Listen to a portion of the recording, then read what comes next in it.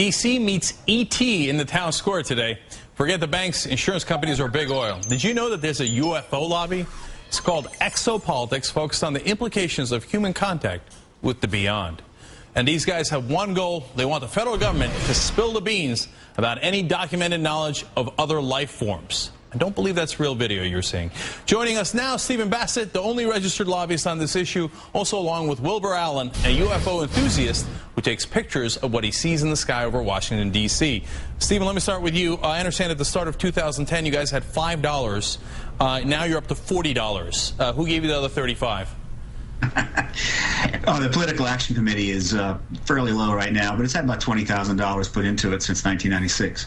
Paradigm Research Group, which is the parent organization, has spent about $300,000 since 1996 pursuing the resolution of the UFO issue. And I'm talking about a growing international movement called the Disclosure Movement, and the goal is simple: to get the United States government to finally acknowledge the ET presence formally to its citizens. And we think that's coming pretty soon.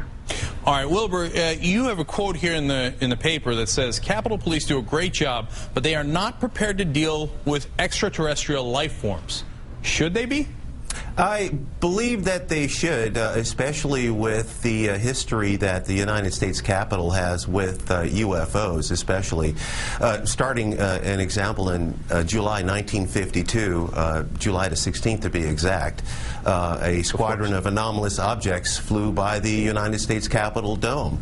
And it just so happened that the encounter that I had photographed was July the 16th, 2002, 50 years after the fact of the initial encounter at the U.S. Capitol building. That's amazing. Did they drop off George W. Bush while they were here, or no?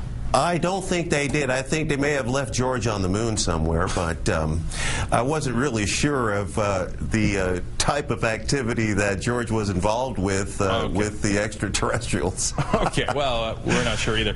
So, Stephen, what do you want the government to do? Should they be prepared in case the aliens come and they say, take me to your leader? Should we have a battle plan? Should we shoot at them? Should we be friendly? What should we do? Well, they definitely want to shoot at them. Our elements in our government have known about the ET presence since the 40s. They sequestered this issue for national security reasons, I think justifiably, back then. That truth embargo, I call it, essentially ran its course when the Cold War ended in 92. Since then, the basis for maintaining that embargo has evaporated. Other nations like France, United Kingdom, Canada, Uruguay, Belgium, Denmark have been releasing thousands of UFO files. A legendary astronaut, Dr. Edgar Mitchell, who walked on the moon, has been repeatedly going before the cameras, including last year at the National Press Club, and calling for the end of this embargo and making it quite clear that he believes the ET presence is real and that Roswell was a crash vehicle. And Gordon Cooper, the legendary Mercury astronaut, saying the same thing. Thank you, guys. We got to leave it right there. Stephen, Wilbur, thanks so much for being here today.